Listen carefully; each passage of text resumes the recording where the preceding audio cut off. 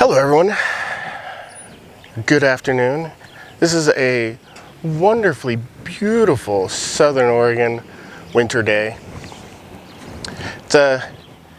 It's nice and sunny. It's warm in the sun, but it's only like 40 degrees out here, so I'm not riding my motorcycle today. It's a little too cool, especially when you start getting up into the shade in the mountains.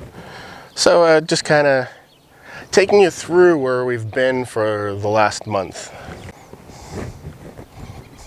So Barry's Impreza is gone, and mine is actually or should I say my daughter's, is actually like mostly whole now. We swapped the fenders and the bumper and stuff from Barry's onto ours.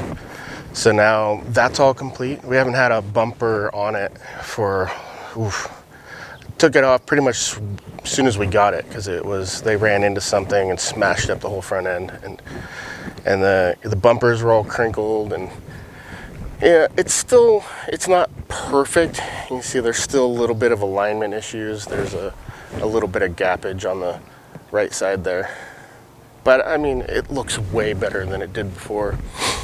I think once we get the windshield swapped out and maybe throw a paint job on it, it'll be a great car, especially where it came from. You know, being used on a farm as a house for goats to a running, driving, like a good, reliable daily driver. This is pretty awesome. So we've got everything we need to get started on the Vanagon project now. So here we have, so this laid out here is the entire wiring harness, headlights to taillights for the 97 Impreza. And then what we ended up doing is going to the local U-Pull-It, and this pile of harness right here, this is actually from a 96 Impreza. Of course, somebody's got to be like chainsawing a tree right now, don't they? So yeah, so the harnesses are essentially identical. 96 a little different because that was an ABS car, and Barry's 97 was not an ABS car. So there's extra wires instead of less wires, which is good. So we've got the two. We had to get the second harness because what we're going to do is we're going to, rather than the typical Subaru swap that most people do where they just drop the motor in and then they cut out a bunch of harness and just enough harness to make the engine run, which is what is in Barry's van now. Okay, so the who, what, why, and all that of why we're, so what we're doing is, this is why you're supposed to write a script, isn't it? One of these days I might get into that.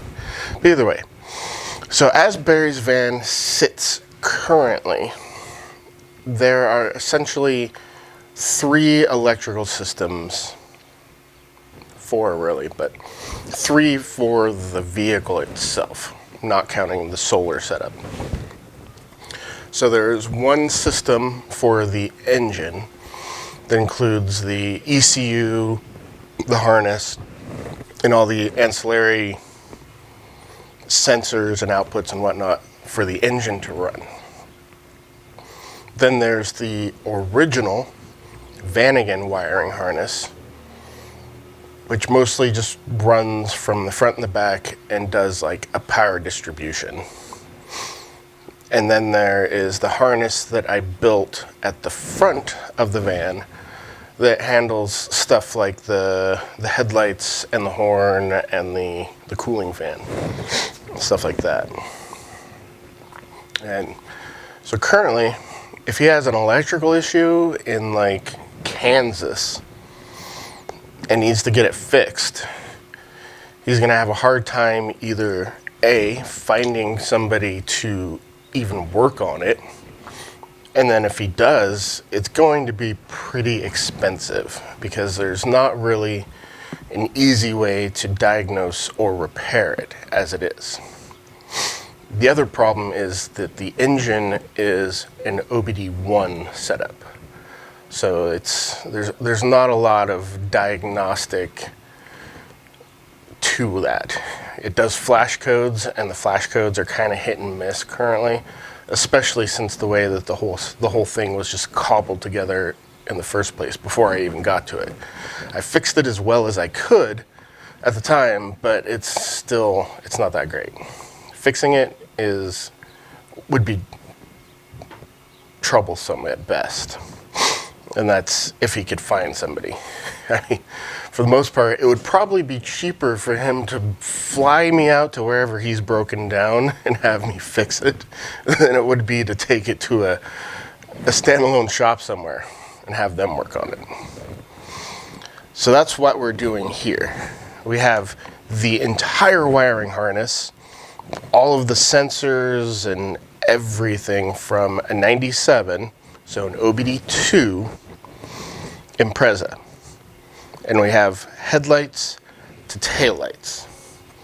All of the engine system. We have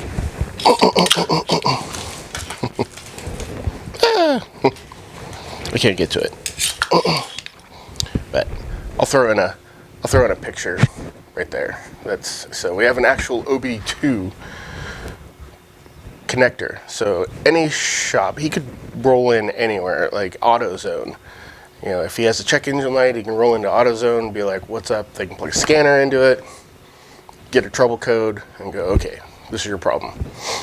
You know, you have a dirty MAF, or a misfire on cylinder 3, or whatever. And then, if it is a serious enough issue, and he needs to take it into a shop to have it repaired, this will be, for all intent and purpose, a 1997 Subaru Impreza. So they can look up their, you know, whatever their manual system is that they're using at their place, and they can pull up the wiring harness for a 97 Subaru Impreza, and it'll match, you know. So if it says it's a green with a red stripe, it'll be a green with a red stripe. So yeah, that's the long and short of it, really. We are going to make it easier to work on and repair and buy parts for, too. I mean, finding parts for an 82 Vanagon is not as easy as finding parts for a 97 Impreza, especially the way Subaru likes to use parts over long periods of time and across every model that they have. I mean, most of the sensors and stuff are the same from when they started using the EJ22 in 1989 until, 2005, 6? And even then, an EJ is an EJ is an EJ. Most of the parts are the same or interchangeable amongst them anyways. So that's the main reason for this, is we want to make it easier to work on, able to be worked on by anyone, and ultimately more cost effective. You know, it'll be cheaper to work on. It's a big hit in the beginning. I mean, you got to make that initial investment. So we are using the 97 EJ22. We are going to do a Super Gears diff flip on the 5-speed transmission. So it'll have a Subaru transmission, and you know, it's definitely a beefier, better transmission than that 82 air-cooled one that's in there now. And finding one of those early air-cooled 4-speeds he's been looking for a transmission for a couple years, and they are either, you know, pay out the nose for one of questionable condition, or you pay, you know, sky-high prices for ones that have been rebuilt. Whereas you can still buy parts for these 5-speeds from Subaru. I just did that on my Impreza. I bought a brand new shift fork for it from Subaru, and it was like $20 or something. It was pretty cheap. A huge amount of the time here is going to be basically reorganizing this harness. Because the Vanagon has the engine at the back, whereas the Subaru had the engine at the front, we basically need to move all of the connections for the engine from the front of the harness to the back of the harness, while maintaining all of that integrity and everything. Plus, we don't want to overextend some of the sensor wires, because if you add too much resistance to the system, then it creates issues. So up here we have so here's the headlight end. We got the headlight, main fuse box, the in-cab fuse box. We are going to adapt the entire steering column and steering wheel and all of the switch gear into the Vanagon. And then there's our ECU plug, which is the one that's taped up in blue, and then there's our connectors for the engine itself. These two gray wires here. Wiper motor and the mass airflow sensor. We come all the way back here to, we got the connectors and stuff for the taillights. So it's a matter of sitting down with, that's our paperwork right here. This has an entire breakdown of what we're working with. So there are, color codes, and connector codes, and it shows us pinouts and everything for that. So this is our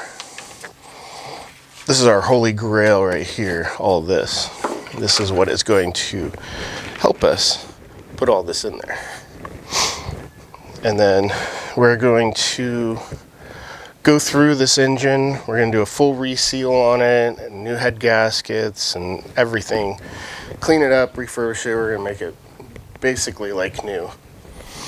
And then there's the 5-speed transmission, which is currently a 3-speed. There's something wrong with, I think it's either second and third or third and fourth. It's missing 2 gears. But we got to split the case anyways to do the diff flip. So we're going to delete the rear output, center differential, rear output, all that stuff gets deleted. And then the new Subagear's front diff and main shaft with the pinion on it gets installed. And then that'll all go back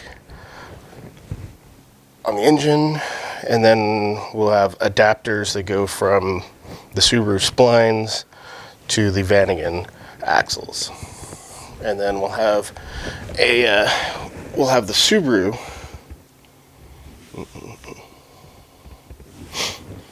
shifter setup, which is a much better setup of how the shifter works. We've had nothing but problems with that Vanagon shifter mechanism since he bought the van. And then, so this secondary harness here is because we need to extend some of the wiring for the engine, because we're moving the engine to the back and relocating all the wiring for it to the back.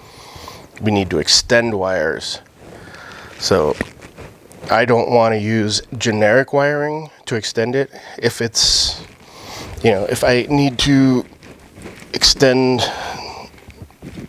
this yellow with a green stripe, I'm going to use the yellow with a green stripe from this harness to make my extension.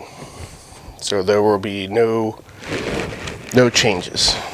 If any mechanic pulls up any wiring diagram, it'll all match. Of course, theoretically, if I do this all correctly, I can basically start everything up and operate everything here on the shop floor before we actually put it into the Vanagon, which is how we're going to be doing it. We're going to do plenty of testing as we work. We're going to make sure that this goes perfectly, absolutely no issues, and then we'll have we'll have a much better system in the van again. Here, I'll show you this. Here's some pictures of what the Germans try to. Anyone that says German engineering, unironically, I don't get it.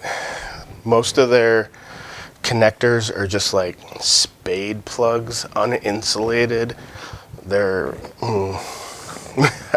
I had to completely replace the whole fuse box because it was about to go up in flames at any minute. And this way, we're actually going to have, insulated connectors and weather-tight connectors and stuff that can actually, stuff that's exposed to the elements on the engine will actually be able to handle that exposure. And it's just a matter of work, getting it done. The main idea is we're going to tape out the van again, and we're going to run the wiring harness on the floor as if it was in the van again. So yeah, hopefully you all will follow along on this journey. Should be a mellow journey. Shouldn't be too exciting, hopefully. Excitement in this situation is probably not the best. Any zaps or shocks or anything could, lead to a very bad day. So, if you're not subscribed to the channel, go ahead and hit that button. Hang along for the journey here. And until next time, stay safe, have fun, peace.